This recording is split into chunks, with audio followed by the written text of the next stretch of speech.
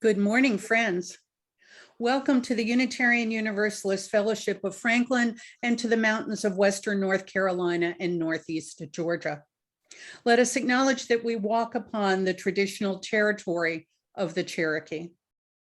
My name is Mary Teslow, and I'm pleased to be your service leader today. We are joined this morning by Annette Watlington as our Zoom stage manager and Jude Lowery coordinating our music.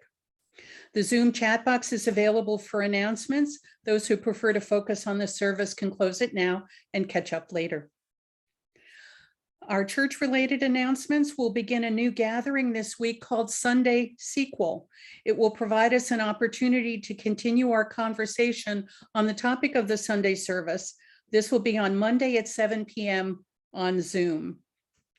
Do we have any other announcements, church or community?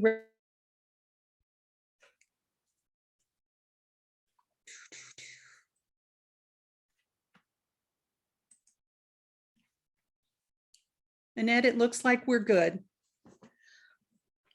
Our fellowship is a light for liberal religion in the mountains that values diversity and the richness it brings to our community. Our celebration of diversity is reflected in the variety of our Sunday services. Today, our service reflects our over 20 years of environmental stewardship, looks at what we're doing today and what we might do going forward. We hope today's service enriches your journey. Our opening words are from Jane Goodall. What you do makes a difference, and you have to decide what kind of difference you want to make.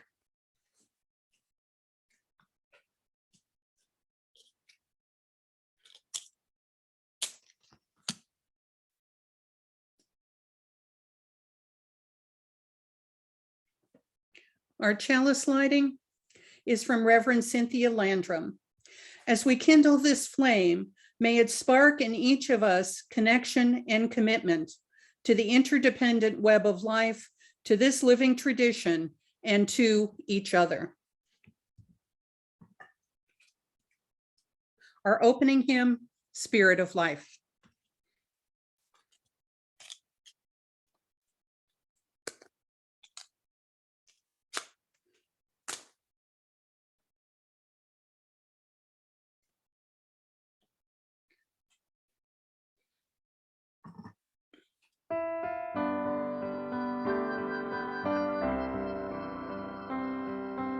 Spirit of life,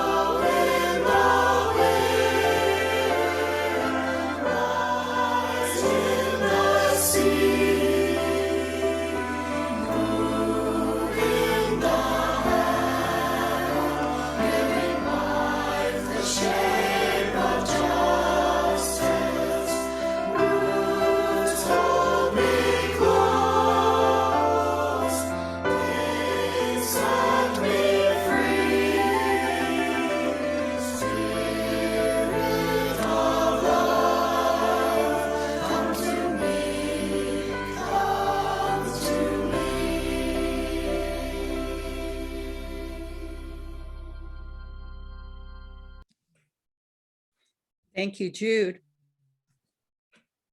Our offering words. We know that our financial contributions to this congregation come from sacrifice and hard work. We are so grateful for this and commit together to ensure the funds we gather collectively do a greater good for ourselves and our world than they could have done alone. Jim Mira, our treasurer, will share a few words about our social and environmental investing. Jim? Good morning. First, I'd like to mention that this year's pledge drive is doing very well. We've had a total of 15 forms returned so far. So keep up the good work, folks. Next, I'm going to talk about UU principle number 7. Respect for the interdependent web of all existence, of which we are all a part. That to me says the whole universe, but let's just take this one step at a time and talk about the earth. That's enough for one day. Respecting the earth means being green, but it isn't always easy being green. Does anybody remember, does anybody know who said that? It isn't always easy being green. Mary? Kermit. Kermit. You got it. So what do I mean by that? What does it mean to be green? Well, it's easy. We reuse, we recycle, we don't waste, we don't pollute. Hey, that's all pretty easy. But we do run into problems trying to do some things, like buying cookies and donuts at Walmart, especially when they're on sale, half price. Comes in those fancy plastic trays. You really hate to buy them, but the temptation's there. When I was growing up, bakeries put cookies and donuts in a paper bag. But now we've got to have these fancy paper trays. We're heading in the wrong direction. Another example is milk today comes in plastic coated paper. Used to be glass bottles, recycled. And if they don't come in coated paper containers, they come in these plastic jugs, which is even worse. So we don't really have a choice there. So it's difficult. Salt used on the roads is polluting our rivers and streams, and actually some water wells. People are having their water wells, their plumbing, their water tanks ruined by the salt from the highways. Brenda and I lived for a while up in Clinton, New York. Just down the road, there was a small community of homes, and almost every one of them had salt pollution in their houses. And it turns out it came from about a block or two away. There was this big pile of salt that the highway used to salt the highways. That's a problem that we can't easily fix. So being green isn't easy. Sometimes it's difficult, but we got to keep working at it. On NOAA the other day, I watched a program about the permafrost in the North Country. As the world warms up due to global warming, the permafrost melts and decays and releases methane into the ground, which gets into the air and makes global warming even worse, which causes more warming. We're in a vicious cycle here, folks. Scientists reported, well, the natives in the North Country reported in various areas in Siberia and Alaska, unusual craters in places that didn't used to have craters. These craters were up to a couple 100 feet wide, piled high around the rim with debris, and they had no idea what was causing it. So they called in the scientists. Scientists found about a dozen of these craters in just a short period, and they were all fairly new. And they did some research and studies and found out that they were caused by large pockets of methane gas underground. Some of it leaked above, got ignited, and blew up. It's a pretty scary thought. And this is going to be increasing for who knows how long. So yes, we do need to be green. There's a good reason for it. It's not always easy. but we gotta do the best we can. That's all I have.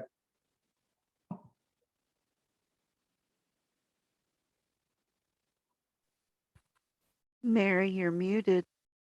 Oh, thank you. Our offertory this morning is "The Earth is Our Mother," attributed to the Hoopa tribe of Northern California. We're grateful for this song performed by our own Sandy Erickson.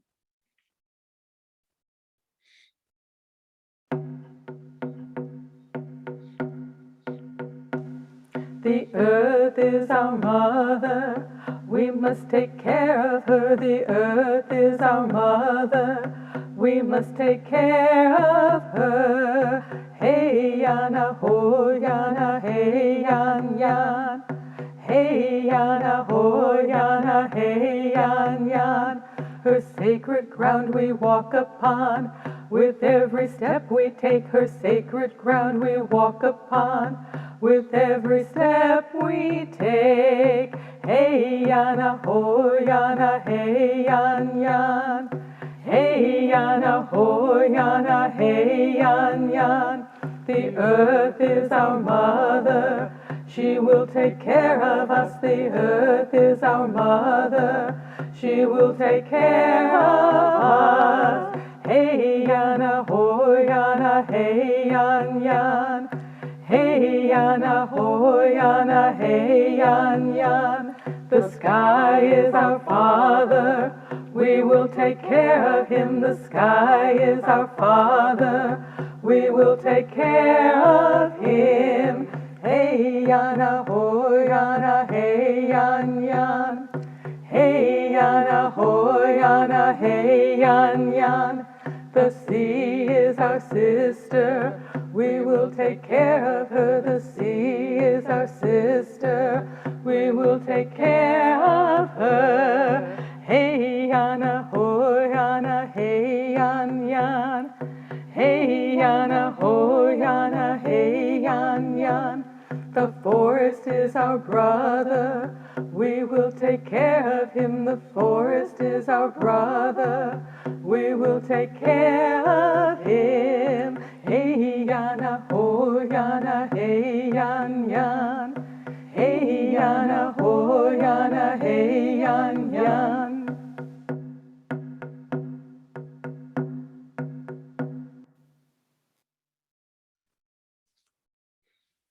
Thank you, thank you, thank you. Dedication of our gifts. Gifts given in love and hope continue a cycle of love and hope. Our story this morning is a modern adaptation of The Starfish Thrower, originally written by Lauren Isley in 1969.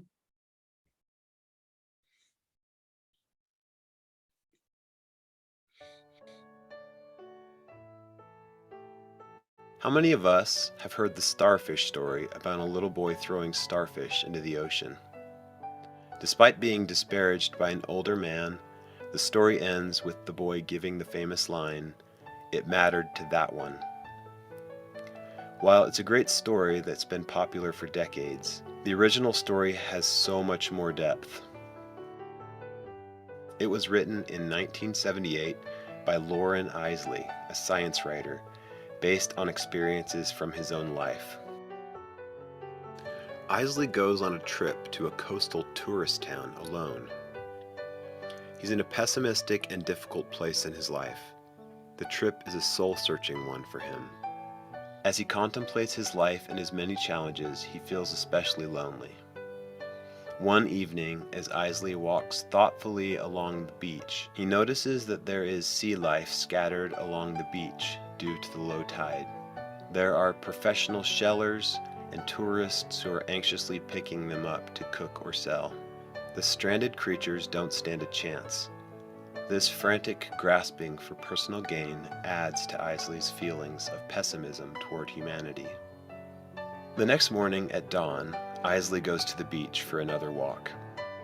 The same gatherers are still on the beach, but this time he notices a lone figure on the horizon on a rocky part near a cove. As Isley gets closer, he sees the man picking up starfish from the small tide pools. and throwing them back into the sea. He approaches the man and strikes up a conversation. The star-throwing man, with kindness in his eyes, tells him, "The stars throw well. One can help them." Isley is astounded at his optimism. As he walks away, he's filled with cynicism about the man's futile goal. Into the evening, Isley contemplates more about life, has a change of heart, and then decides to revisit the star thrower the next day. On the beach the next morning, standing beside the star thrower, Isley quietly picks up and throws a starfish into the ocean. Isley then says, "I understand. Call me another thrower," and tells himself that he won't let the star thrower be alone in his mission to save a life, one at a time. It concludes with Isley and the star thrower standing together looking out at the sea. Isley writes, "But we, pale and alone and small in that immensity, hurled back the living stars. Somewhere far off, I felt as though another world was flung more joyfully. I could have thrown in a frenzy of joy, but I set my shoulders and cast, as the thrower, slowly, deliberately as well. The task was not to assumed lightly, for it was men as well as starfish that we sought to save." Live Rad is about average people attempting to help others while also encouraging others to join in. Let's never stop looking for starfish to save, and better yet, invite others to join us in our ideas and efforts. We hope that Live Rad becomes a community of starfish throwers. The Starfish Thrower is a story of the power within each one of us to make a difference in the lives of others. A powerful reminder that we should be here for each other in our world, even in small ways, whenever we can. Environmental stewardship has been a signature issue for our fellowship for over 20 years, since our congregation began the process of accreditation by the UUA as a green sanctuary, which was completed in 2003.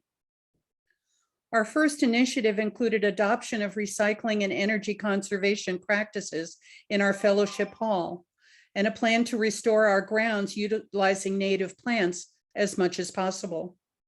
Later, as we began to plan our new sanctuary, we made sure to include a variety of energy conservation measures during the construction phase.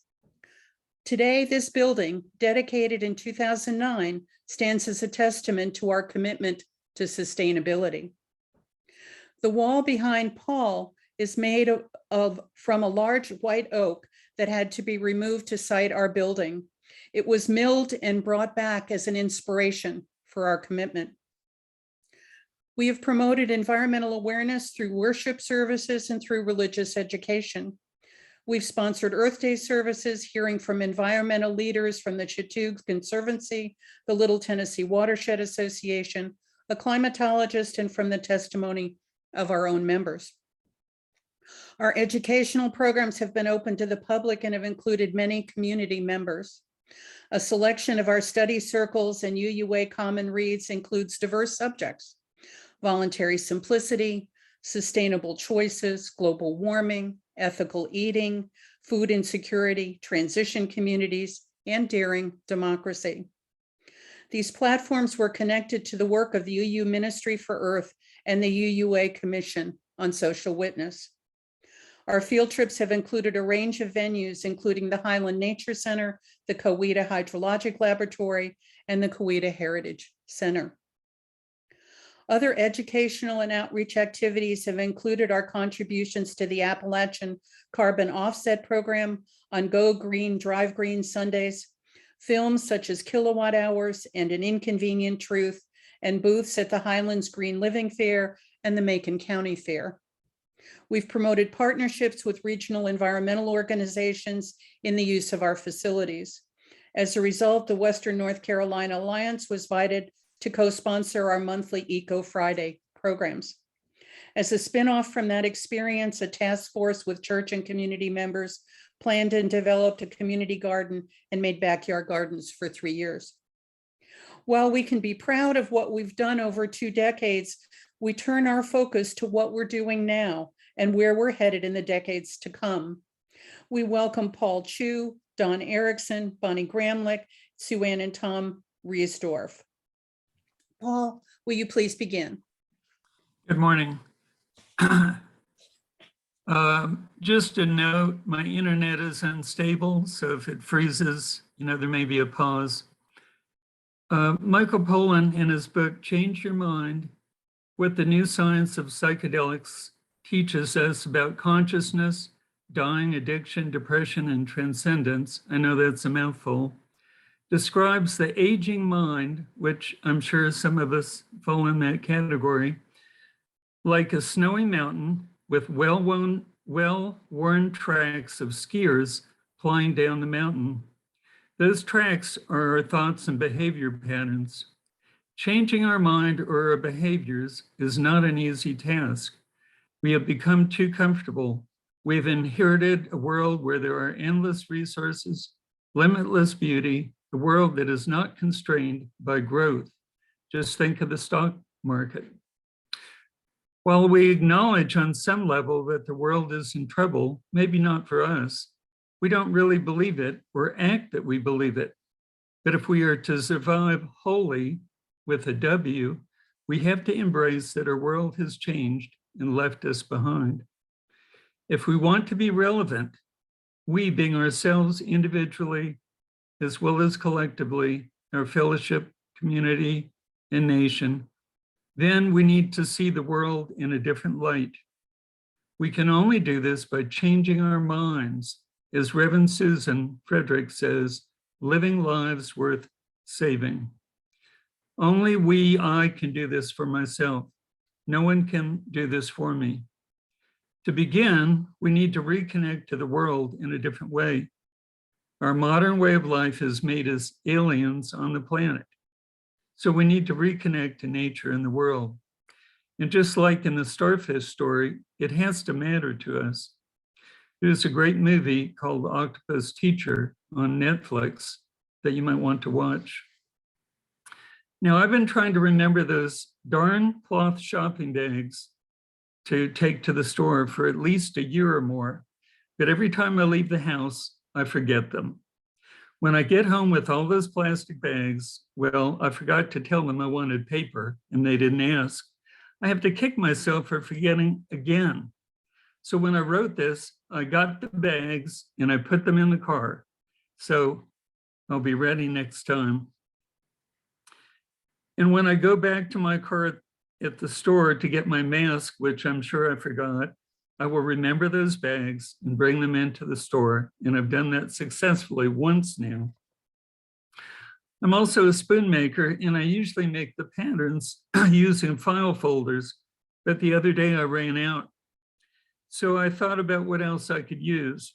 I had an empty cereal box, so I cut it apart and realized I had plenty of material on hand to make several patterns for spoons. And in some ways, it was better than the file folder anyway. So now I'm looking at my trash and trying to figure out how I could use all those items rather than just recycling them. Cans to hold screws and nails, berry trays to start sprouts or seeds in, and so on. My only limitation is my imagination. Sharing our stories with each other may spark ideas, small or large, about how we can save our world one starfish at a time. We do this not out of a sense of guilt, but because it matters to us. Every journey begins with one step. We can blaze a new path in our aging brains that may just bring a little more joy in our lives and the lives of others so that we can live lives worth saving. However, we need motivation and the will to make changes. We need a microscope to closely examine our lives and the impacts we are having on the world around us, and how we can adjust the way we live and interact with the world. Now, a few of our members will share some of their stories about how they are living their own values and principles. And we'll begin with Dawn. Thank you, Dawn, for joining us.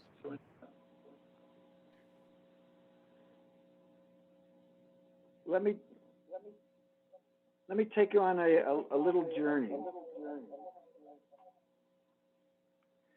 It's 2 a.m, 60 miles offshore. The only lights being the stars in the sky, the boat gently rolling in tune to the waves, wind in the sails, carrying us along the Gulf Stream at 7 knots off the southeast coast. Alone in the cockpit at the late night watch offers time to ponder important questions. Who am I? How do I fit into this great big everything? Looking at the stars emphasizes how insignificant we are in this great big universe that we are a part of. It is a part of us. We are interconnected with the entire system. We want to be a part of it. We need to be a part of it. When we moved ashore and came to Franklin in 2010, we knew we wanted to live a life in harmony with this great big something. We decided that we wanted to live self-sufficiently in our new home. We chose to create a garden to grow some of our food, raise egg-producing poultry, capture water from the stream to water our garden and critters, invest in solar to reduce our fossil fuel demand, install a wood stove to further reduce our fossil fuel demand, keep honeybees, put up food for the winter months. We live in a modest home, but much larger than our sailboat, which balances our needs for comfort with our need for harmony on this planet. Our solar hot water system provides copious quantities of hot water when the sun is shining. Our water is heated for free, and we can use as much as we want until it runs out. There are times when the water in our storage tank is not heated, and we need to conserve it and shower out of a 2.5-gallon bag with water heated on the stove.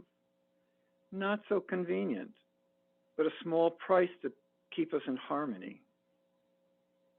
Our grid-tied solar PV system provides electricity to our batteries and to the grid when the sun is shining. When the sun is not shining, we draw electricity from the grid seamlessly. We produce enough electricity such that our monthly electric bills have all been under $40. We heat our house with a wood stove, burning trees felled on our own property, except a couple of loads of wood from a friend who is clearing his property. We split our logs by hand rather than mechanically. Doing these things, we know we are living in considerable comfort compared to many people who we share this planet with, but we're doing what we can. We learned we could not be self-sufficient on our land no matter how hard we worked. We needed to be taught by others. We need food and materials neither we nor our land can produce. We need community. The great big something is a huge physical presence, but it also has a societal element. We chose to be part of it as well as participating in various organizations, walks and talks and the hiking club and Friends of the Greenway, Eco Forum, Open Forum, Picking on the Square, etc., etc. Social participation, community, sport helped to round out participation in this great big something. We joined UUFF when we realized the 7 principles align nicely with our principles, and the people who share these principles are the people we want to associate with. I say these things not to encourage you to follow this path, but to reflect on the path that you are choosing to follow. Thank you.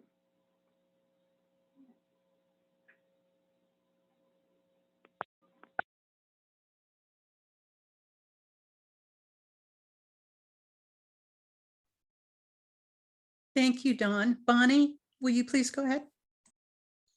Thank you, Mary.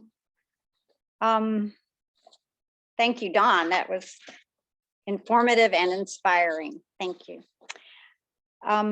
My brief talk relates to what we're considering for part of our declarations, that human behavior is the main driving force for this unprecedented rate and severe climate change that our planet is experiencing. And that we pledge to reduce our use of non-renewable fossil fuels and limit other activities that are contributing to the rapidly changing climate. In this case, I get to use the phrase driving force, both figuratively and. So about 3 months ago, I bought, and a lot of you know already, a used 2016 Tesla from a private owner in Minneapolis, Minnesota. It basically met my requirements when it was time to get a new car for life, traveling with dogs, transporting plants, maybe straw bales, etc. My essentials were to get better mileage. Yes, every time. Well, I've been trying to get better mileage for a long time now, progressively. Anyway, had to have all-wheel drive, fog lights, and a sunroof that actually would open so that when I travel with parking, sometimes I like to give them some fresh air and not have them jump out the windows. The trade-offs for me were that my range for this used vehicle, and I bought used because that's what I could afford, but the range is really only a little bit over 200 miles. So there is some inconvenience. It also has pretty low ground clearance in height. And because I bought it used, I couldn't take advantage of a federal tax incentive. But as I was saying, I have been driving greener for a while now, 2 hybrid cars for over the last year.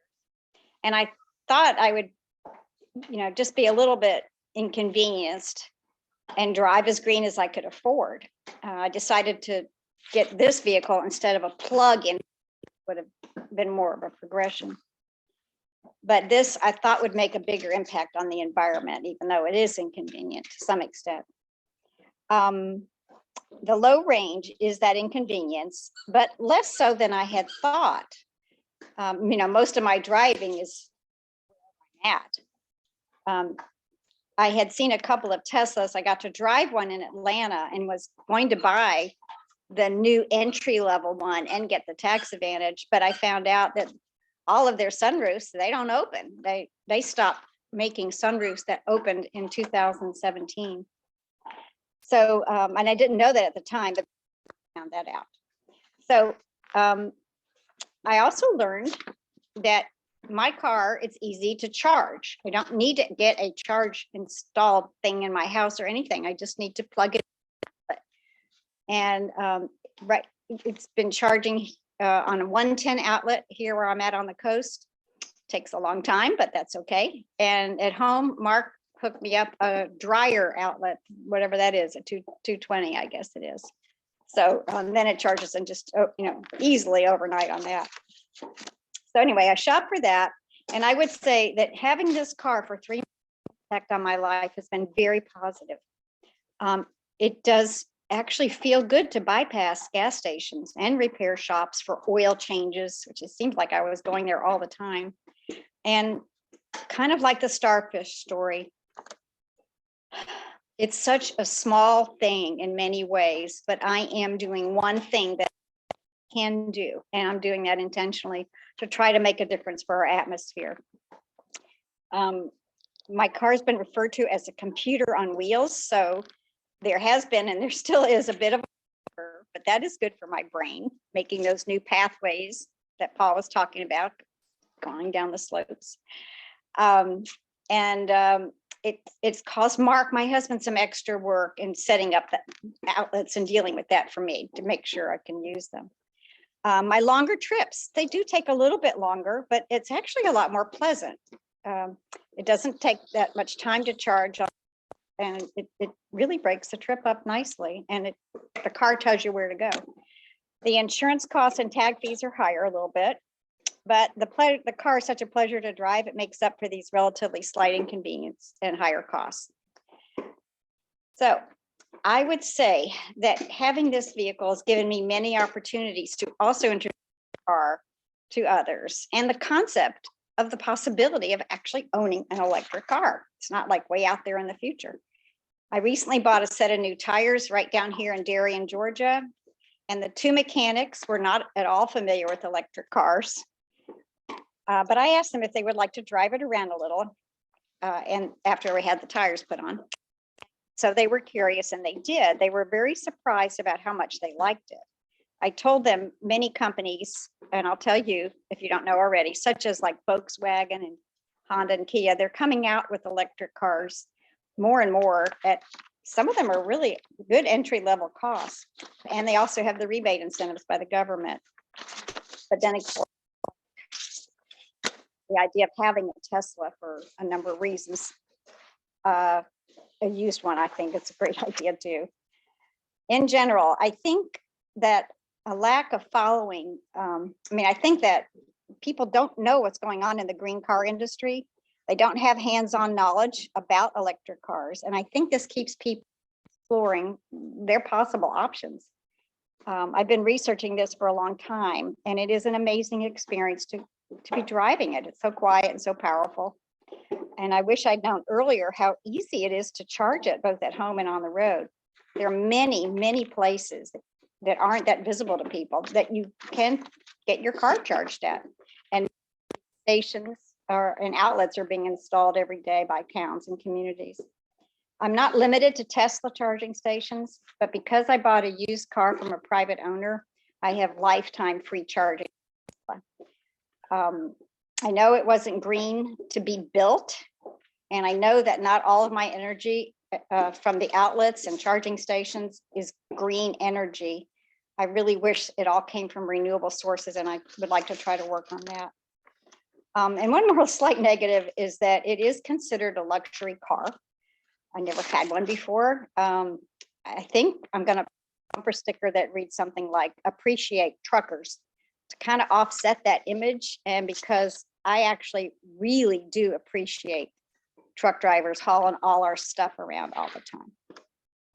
I just want to say, if anyone in our community has any interest in learning more about getting into the loop on in the industry for green cars, like newsletters or research sites, or wants to see my car, sit in it, drive in it, whatever, when I'm back up in Franklin, I'm happy to share the experience.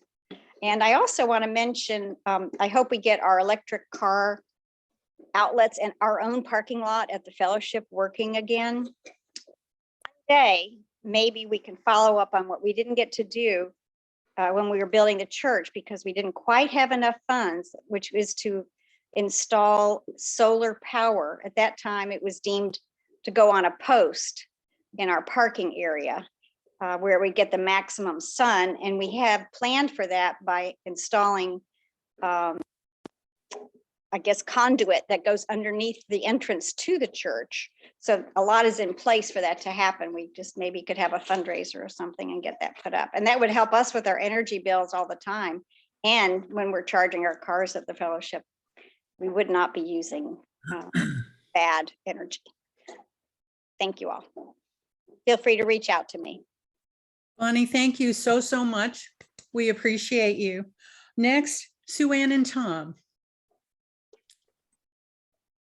Hello. Good morning. Good morning. Thank you, Paul and Don and Bonnie, for sharing. I'm going to start us off with a resolution, and then Tom is going to follow up with our story. So here we go. Whereas we recognize that our children and our children's children for many generations to come have the right to a stable and healthy planet. Therefore, we pledge to support the youth in demanding climate justice for a sustainable future and take responsibility for our own contribution to climate crisis through appropriate action. And so Tom's going to come in now and share with you some of the ways that we have been helpful, hopefully, to the planet. Perfect. Good morning, everyone. Tell you a little story about our family. both Sue Ann and I got started pretty early with the environmental cause. Back between 1972, 73 was a break between my junior and senior year at the University of South Florida. I was seeking a degree in interdisciplinary natural science, which I subsequently did get with the prodding and help of my bride. So we decided we wanted to do something special during that summer break between my junior senior year. And so we at first decided we wanted to volunteer at a cave. I guess I don't remember what cave it was in Kentucky. But they told us no, they couldn't use our help. And so we thought, well, next, we were really getting into environmental stuff at that time. And so we wrote to the Friends of the Earth, and which is an offshoot, basically kind of was called the militant arm of the Sierra Club. And so we wrote to David Brower, and he at that time was very instrumental in a lot of environmental issues. And so they said, yeah, come to Washington, D.C., and you can work in our office downtown Washington, D.C., which was very exciting. And luckily, we had some dear friends that we could live with for the summer, and that was even a better thing. So we went to work for Friends of the Earth. And Sue was, we both were gophers, basically. That was our title, I think, our titles. Sue spent a lot of time as secretary. And we also did some protests. I actually got out in March. At that time, the International Whaling Commission was going on in Washington, D.C. And so we were out protesting some of their issues and some of their policies. And so we would go downtown and, march around with our signs and so forth. And so we did it was kind of fun, actually. And it wasn't, there wasn't any shouting or anything like that, rude language going on, and it worked out pretty well. So we worked there for the summer, and then came back. And of course, we had always been involved or interested in environmental causes, and so. And of course, in 1974, our daughter Amy was born, and we lived in Florida at the time. And we lived way out in the country. No, I shouldn't say way out in the country on about 7.5 acres of property. And it was out in the sticks. And so in 1975, we decided to build our first house. And it was a geodesic dome. And it was a pretty big one. I don't know whatever possessed us to start on this endeavor. It took us 4 years to build the thing. And when it was complete, it was pretty neat and was really quite a magnet for people, newspapers, reporters, and so forth coming in, wanting to take photos of this house. It was very unique. It was the only one in Pasco County, Florida. And in the house, we installed probably one of the first solar water heaters. And we enjoyed that up until the time we had a freeze one time, and it blew out all the copper pipes in it, which I did repair and so forth. We got that behind us and so forth. But the house is generally built for energy efficiency. So we finished that in 79. And I wanted to let you know, as a toddler, our daughter, Amy, helped build the house. She helped us with picking up tools and so forth, and she did a great job with that. We had no air conditioning. We used just venting of the windows and so forth. And we also we just burned some wood for heat in this wintertime, which was necessary once in a while. We had a garden. We composted chicken manure from a local farm, a local chicken. There was a huge egg industry there in Town, which is only a few miles from us. And we used that in our garden. So we had a pretty nice sized garden. And we fertilized, of course, it was all composted chicken manure. We raised beef, we raised hogs, we raised chickens, and we had quite a group of goats that really endeared themselves to us through the years. And those were the years that our daughter refers to as our hippie years. So we live with that. We don't mind that. That's okay. You want to call us that, that's fine. We lived a pretty simple lifestyle. Sue continued teaching all the time that this was going on while I was leisurely finishing school at USF. Early on, our daughter, Amy, showed quite an interest in the environment. And we both encouraged her. So she went off eventually to the University of South Florida, or University of Florida rather. And she got a degree, a 5-year degree in environmental engineering. She then worked in environmental work for some time with Environmental Research Group out of Raleigh and out of Virginia. She worked, her main purpose or her main center of study was methane gases from landfill. And so she worked in that for a period of time. And that was very exciting, I know, for her. And brought about a lot of jokes at their conventions that they go to about, what do you do? Well, landfill methane. So she had to live through that. Eventually our grandchildren came along, and so they are daily involved in recycling, because they live in Seattle in Kings County, and recycling there is a very, very important thing. They were very serious about their recycling there. And so the kids are involved in that, getting the recycle ready for the pickup and so forth every Tuesday morning. They're also very much environmental oriented, in that the whole family loves to hike, and they love to camp, and they do skiing, and they do a lot of outdoor activities. So that's pretty interesting with that group. Our granddaughter, Abby, is just turned 17. She drives and was very proud of her new Chevrolet Bolt, an electric car. And she's envy of her high school buddies, her cronies there at her high school. And so that's pretty cool for her. And she's really proud she doesn't have to buy gas for it. So then,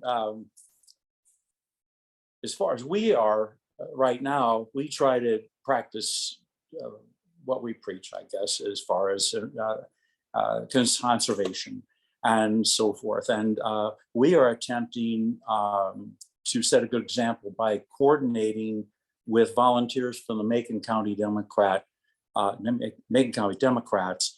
in litter pickup along Seiler Road in town. And so that's one of our quests for this area. We like to work with that. Sue's a great organizer for that. And lastly, we want to emphasize that we are optimistic. Both of us are. Particularly, we spend a lot of time with young people when we're with our grandkids, and we're very optimistic that the younger generation. We're hopeful for the younger generation, and also we're concerned about the younger generation and the world that we've handed them or are handing them. I guess we're great. We're encouraged. Yes, we're encouraged when we see these young people. They spend a lot of time outside. They seem to be very much concerned about the environment, and I think that they are very much appreciating of the beauty of our planet. So, do you have anything else you'd like to add? Well, I'm just going to add just a little bit that and thinking as far as what else we do ourselves. We use the canvas bags, and fortunately I've have them in the car all the time. But sometimes I'll walk into another store and then I go, oh Lord, I'll just carry it out, forget, because I don't want any more plastic. But I remember the days when, and it wasn't that long ago, that I would come through with my cloth bags and the cashiers would look at me like, oh, really? And it didn't take long. I'd say maybe 4 to 5 years. that now the cashiers, they believe in it too, and they see why people do bring the cloth bags. I don't hear any more comments or negative feelings about it, which I think is really great. So we do try to do our best. We could do probably more. We don't have a lot of room on our property for a garden, but I think we'd love to get back to bucket gardens if we remain here more often. That's always a problem since we love to travel. But anyway, that's what I wanted to add is we are very encouraged though, not just by the younger generations here or our family, but just across the country. I think there's, I'm hopeful, like Tom says, that the younger generations will really rally for us and with us. Thank you. Thanks. Wonderful. Thank you so much, Sue Ann and Tom, both for your story and for your optimism. That's so wonderful. And Paul, where do we go from here, Paul? Well, thanks to all the members who shared. Thanks to Mary, who shared our journey as a fellowship that took us to becoming a green sanctuary. There's been a lot of hard work by individuals and committees that has contributed toward reaching our green sanctuary goals, from eco forums to community gardens. Acknowledging where we have come from and the work that's been accomplished is important, yet we can't rest on our laurels. And the world has changed in the last 18 years since we became a green sanctuary fellowship. There is even a greater need to commit to our first and seventh principles as we recognize that the planet, its people, and all its diverse life forms are threatened by the impacts of our life choices. We know that we have to leave fossil fuels in the ground to prevent climate catastrophe, resulting in mass species extinction and social upheaval. Yet we still don't really believe this, or we don't always act on it in a meaningful way. This is the inconvenient truth that we must face. And young activists such as Greta Thunberg are demanding that we do more to preserve the world so future generations can inherit the livable world. Changing our minds and how we see the world may be the first step in reconnecting ourselves to nature and our desire to preserve it. Putting our intentions to work even in small ways, such as my remembering to bring my reusable shopping bags so that there is one less plastic bag in the world, to installing solar panels or driving an electric car. And like a snowball rolling down a mountain of snow, these efforts can grow and gather more snow in their path. We know that espousing our faith is not enough. Words are not enough. We must live our faith through our actions. Our principles include both supporting the inherent worth of every individual and respecting the interdependent web of life. We realize our survival depends on the survival of other passengers on this planet, from the honeybee to the polar bear. By saving the world, we may just save ourselves as well. In light of our current climate crisis and corresponding human and natural world crisis, UUA is asking UU congregations to step up to the plate and renew their green sanctuary commitment. Quote, given the increasingly urgent need for courageous action to fight climate change and the environmental and human injustices that it causes, we now require a new level of congregational engagement. We envision green sanctuary congregations that are infused with spirit and passion to join others in life and planet-saving work. As we look to the new year and consider what goals our fellowship will undertake, we must consider the state of the world and the role that our faith plays in meeting these challenges. It is a time that we reassess how our faith responds to the world around us. Can we put aside our own individual concerns and move toward collective survival both for our children's future and the planet's. Over a year ago, an ad hoc committee was formed to look at UUA's call to recommit to being a Green Sanctuary Fellowship. Out of this work, we recommitted ourselves to a carbon offset for our electric usage.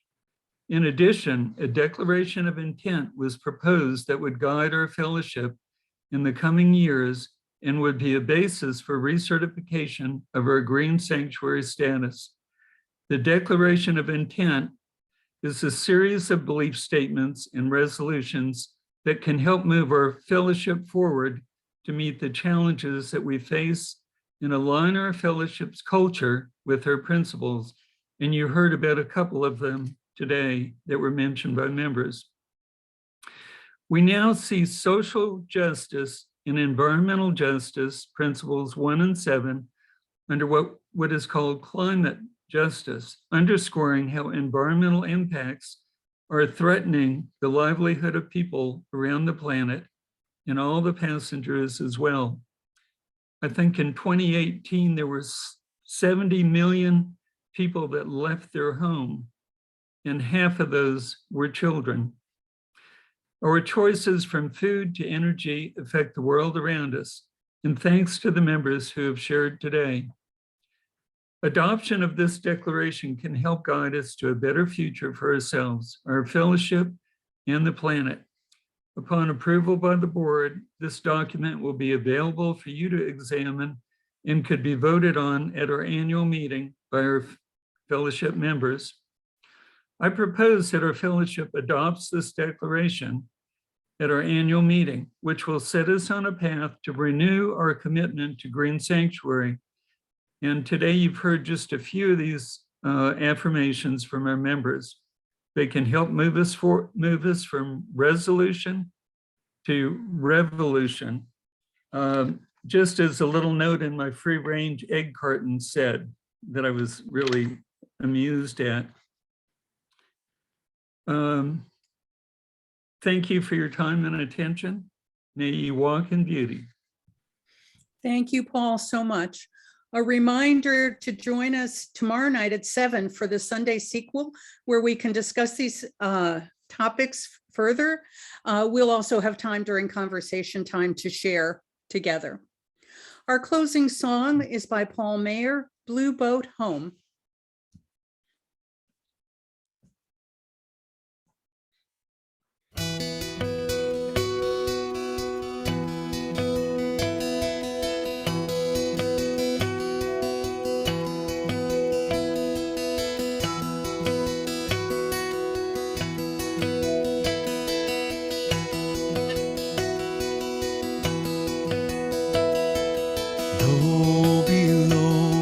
I feel no motion, standing on these mountains and plains, far away from the rolling ocean.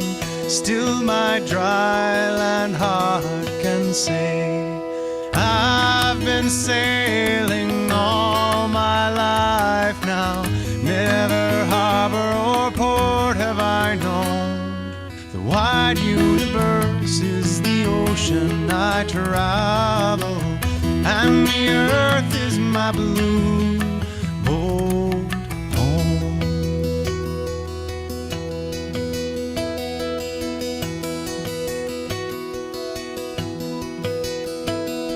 Sun my sail and moon my rudder, as I ply the starry sea, leaning over the edge in wonder, casting questions into the deep, drifting here with my ship's companions, all we kindred pilgrim souls, making our way by the lights of the heavens in our beautiful blue boat home.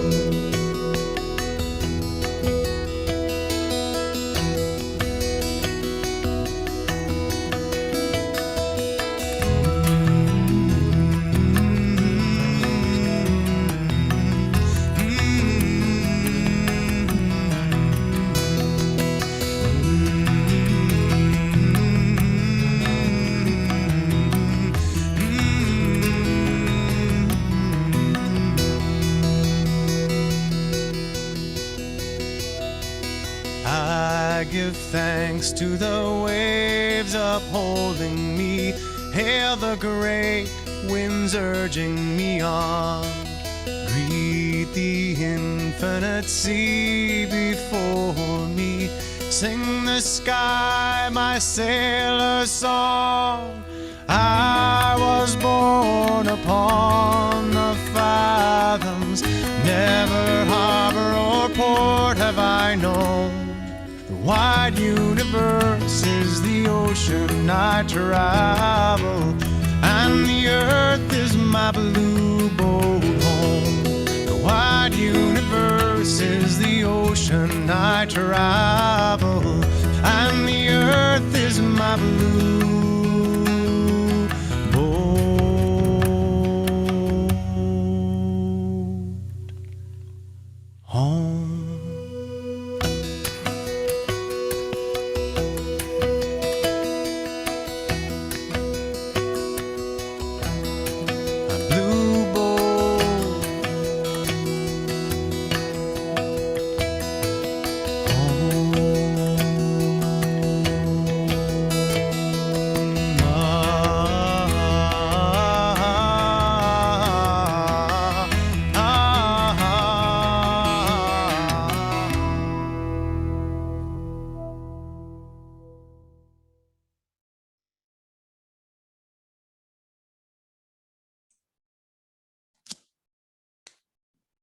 Our closing words are from Reverend Forrest Gilmore in the 7 Principles in Words and Worship. Our 7th principle, respect for the interdependent web of all existence, is a glorious statement. Yet we make a profound mistake when we limit it to merely an environmental idea. It is so much more. It is our response to the great dangers of both individualism and oppression. It is our solution to the seeming conflict between the individual and the group. Our 7th principle may be our Unitarian Universalist way of coming to fully embrace something greater than ourselves. The interdependent web, expressed as the spirit of life, the ground of all being, the oneness of all existence, the community forming power, the process of life, the creative force, even God, can help us develop that social understanding of ourselves that we in our culture so desperately need. It is a source of meaning to which we can dedicate our lives.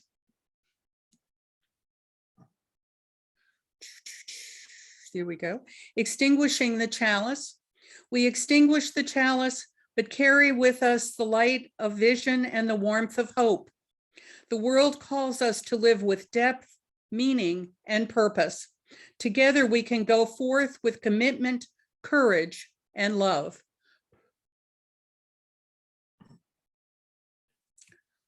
When we are together, we circle our round sanctuary and join hands for our closing circle and covenant. For now, we will join together in spirit as we recite our covenant together. Love is the spirit of this fellowship, and community is its goal. This is our great covenant, to dwell together in peace, to seek the truth in love, and to help one another. So may it be.